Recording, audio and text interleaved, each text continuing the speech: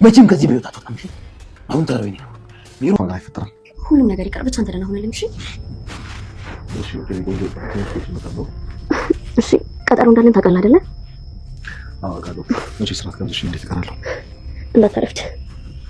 አላረፍድም። ይቆምሽ በቃ ልጅ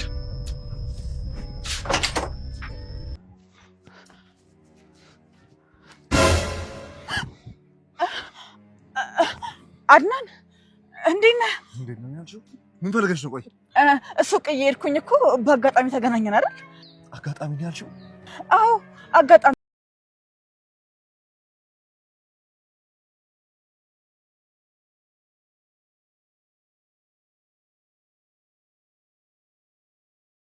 በባለፈው ክፍል አድናንን ስናየውና ስንመለከተው አኮራን። ዋው በጣም ደስ ይላል እያለ እኛ ተመልካቾች በጣም ደስ ብሎን ነበረ። ነገር ግን ዛሬ በሚያሳዝን ሁኔታ ተሸውዷል። በዚህም ሮቤል መራመድ ችሎም በተገላቢጦሽ አድናንን ፈንክቶታል ማለት ነው።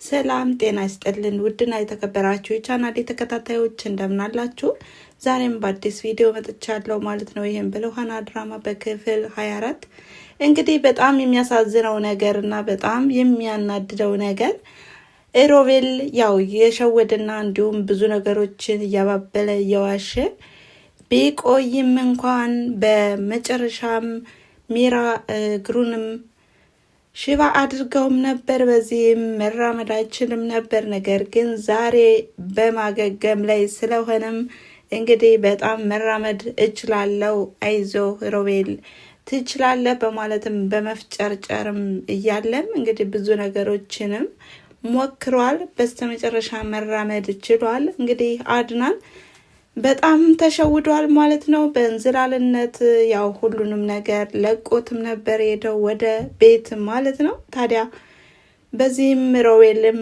ራሱን በመፍታትና እንዲሁም ነገሮችንም በማመቻቸት እሱም ከመጣ አድናን በእጄ ስር ነው በማለት እየዛተም ነበረ። አድናም ሮቤልን እንግዲህ ብዙ ነገሮችን እንደሚያፋጥጠውና እንዲሁም ሚስጥሩንም እንደሚሰማ እርግጠኛ የሆነው አድናንም ሮቤልን በጣም አፋጠጠው፣ አናዘዘው። ነገር ግን ሮቤል ሽምጥጥ አድርጓል ማለት ነው። ይህም እንግዲህ ሚስጥሩንም አንድንም ነገር ሳይተነፍስ ሚራ ናት። ሚራ ሁሉንም ታውቀዋለች። ሰራተኛዋንም ከቤት አስወጥታ ወደ ሌላ ቤት ያሸጋገረቻትና እንድትሰራ ያደረገቻትም እሷ ናት። ስለዚህ ስለ ሰራተኛዋ ፈጽመሃት ጠይቀኝ፣ እኔ የማውቀው ነገር የለም በማለትም እንዲለቀውና እንዲፈታው ቢማጸናውም ነገር ግን አድናን በአሁኑ ሰዓት መውጣትና እንዲሁም ከዚህ ቦታ መልቀቅ የለብም፣ አሁን ላይ ሚራን አናዝዣትና እንዲሁም ሚስጥሩንም ካወጣች በኋላ እውነታው ከወጣና ከተገለጠ በኋላ አንተ ነጻ ትወጣለህ በማለትም ይነግረዋል ማለት ነው። ታዲያ ወዲያውኑም አድናን ወደነ ሚራ ነበር የሄደው። ሚራም ተርበተበተች፣ በጣም ደነገጠች። በዚህም እንግዲህ ሚራ ወደ ፖሊስ ጣቢያ ለማመልከት ከልዑሃና ጋር እያወራችም ነበረ። ልዑሃናም ተረጋጊ፣ ምንድን ነው አድናን እኮ የሚያደርገውና የሚሰራውን ነገርም ያውቃል በማለት ለማረጋጋት ብትሞክርም ሚራ ግን ልትረጋጋ አልቻለችም። ታዲያም ወዲያውኑ ወደ ፖሊስ ለማመልከትም ተፍተፍ እያለች ባለችበት ነበረ አድናን ከቻለባቸው። ታዲያ ወዲያውኑም በጣም ደንግጣም ነበረ። ምን ሆነ ነው የመጣው? እንዴት ነው? በቃ ሱቅ ላይ ነበር እያለችም በጣም ብዙ ነገሮችን ቀበጣጠረች። አድናንም ቆፍጠን በማለትም እፈልግሻለሁ፣ ብቻሽን ላናግርሽ ነው የምፈልገው በማለት ያናግራታል። እንግዲህ ሰራተኛዋንም የት እንደጣለቻትና እንዲሁም የት ቤት እንዳስገባቻትም ይጠይቃታል። እሷም ቢሆን ያው በወቅቱ ስለተናደርኩና እንዲሁም ስለተጣለው ከሰው ቤት አስገብቻትም ነበር፣ ከዛ በኋላ ግን አድራሻዋ ሁሉ ጠፋብኝ በማለትም ሽምጥጥ አድርጋ ትነግረዋለች። ነገር ግን ወደ ውጭ እንደሄደችና እንዲሁም ጭምጭምታን ሰምቻለሁ በማለት ለአድናን ብትነግረውም አድናንም ቢሆን ብዙ ውሸቶችን እየደራረብሽ ነው፣ ስለዚህ አንቺ ደግሞ እየዋሸሽ ነው፣ በፍጹም አላምንሽም በማለትም እየተናደድና እንዲሁም ሮቤል የታለ እያለችም እየደራረበችም እየጠየቀችውም ነበረ። ታዲያም ስለ ሰራተኛዋ ብዙ ነገሮችን ማትነግሩ ከሆነና ሚስጥሩን ማታዋጡ ከሆነ ሮቤል ወደዚህ ቤት አይመጣም በማለትም ይነግራታል። ግን ደግሞ በጣም ደንግጣለች ማለት ነው። ምክንያቱም ሮቤልን ምንም አይነት ነገር እንዳታደርገው እያለችም ስትነግረው እሱም ደግሞ ምን አገባች ስለ ሮቤል ያው በማለት ሲመልስላትም እንግዲህ ሜራም ቢሆን ብዙ ነገሮችን ነው የተናገረችው። ይሄም ወንድምህን የሆነ ነገር አድርገህ አንተ እስር ቤት እንድትገባ አልፈልግም፣ ደግሞም እኮ ሚስትህ ነኝ በማለት እያታለለችውም ነበረ። ታዲያ በዚህም ሰዓት ሚስጥር ይወጣብኛል ብላም ነበረ። ይህ ሚስጥርም ከሮቤል ጋር ስትማግጥ የነበረውንና እንዲሁም የክደትም ነገርም ያነሳብኛል በማለትም ብዙ ነገሮችንም ቀበጣጥራለች። እንግዲህ ያው ሊመታኝ ነው የሆነ ነገር ሊያደርገኝ ነው ብላም ወደ አምላኳም ስትማጸንም ነበረ። ታዲያ መሞቴም ካልቀረ መናገሬ ወሳኝ ነው በማለትም ከሮቤል ጋር ሲያደርጉ የነበረውን በሙሉ ልትዘረጋግፈው ስትልም እንግዲህ ምንድን ነው የምትቀበጣጥሪው በማለትም አፏን ይዘጋላታል። በዚህ ሚራ በጣም ደንግጣለች።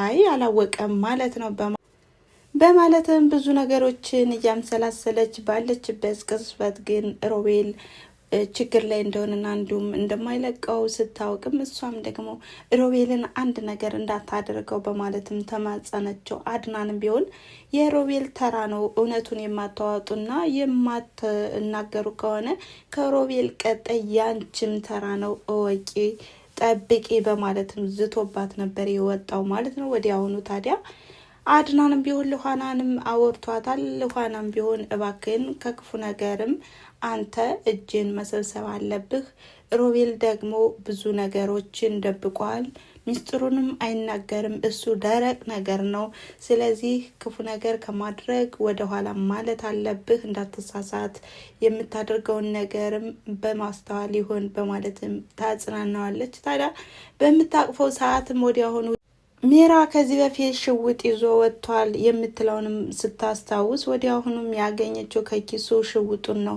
በዚህም በሲስተም ልኋና በማቀፍም ያንን ሽውጥ ከኪሱ ልታወጣው ችላለች ማለት ነው። ምክንያቱም በስሜት ሆኖ ሮቤልን የሆነ ነገር አድርጎት ደግሞ እሱም ወደ እስር ቤት እንዳይገባ በማለትም ስላሰበችለትና እንዲሁም ልኋና ስለ አድናን ስለሚመለከታት ማለት ነው። ታዲያ አሁን ላይም አድናን ወደ ውጭ በሚወጣበት ሰዓትም ተሸፋፍና ሚራም ትከታተለውም ስለነበር አድናንም ስላያትና እንዲሁም ጠርጥሮም ስለነበር ዘወር ሲልም ፊት ለፊት ይጋጠማሉ ማለት ነው። ሚራም ብዙ ነገሮችን ቀበጣጠረች። ሱቅ ለሄድ ነው ምንድነው ልገዛ ነው እያለችም በወቅቱ ግን አድናንም ልክ ልኳን ነበር የነገራት።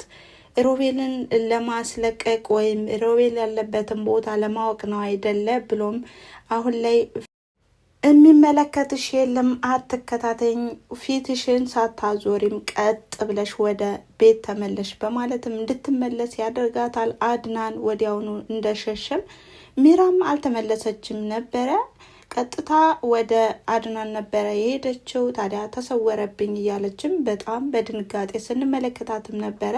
ታዲያ ወዲያውኑም አድናን በጣም ልበ የዋህና እንዲሁም ልበ ቀናም ስለሆነ እንግዲህ የወንድምነት አንጀቱ አልቻለለትም እና ራበኝ ጠማኝ እያለም ለምኖትም ነበር ከዚህ በፊት። ታዲያ እንጀራም ይዞ በመሄድም ትበላለህ አይደል እያለም እያፌዘና እንዱም እየጠየቀውም ነበር። ነገር ግን አድናን በውስጡ ንዴትና ቁጭትም ስላለበት ምግቡንም እየቀማመሰም ሳለ ትበላለህ አይደል ወንድሜ እያለም በሚያወራበት ሰዓትም ሮቤልም ቢሆን እኔ ትራፊ እንደማልበላ ታውቃለህ፣ ለምንድን ነው በልተህ የምታበላይ በማለትም ጥያቄም እየጠየቀውም ነበር። ነገር ግን አድናንም ቢሆን በሽርሞ ሲነግረውም ነበረ የኔን ትራፊ ሁልጊዜ ስትበላ ነበረ በማለትም እንግዲህ ከዚህ ላይ ያየሁትና የተመለከትኩትም ነገር ያው ማለት ከሚስቴም ጋር ትማግጥ ነበር እንደማለት ነው። እንግዲህ ያው ቅኔው የገባችሁ ሰዎች ማለት ነው። በጣም ብቻ የሚያጓጓና እንዲሁም ይበል የሚያስብል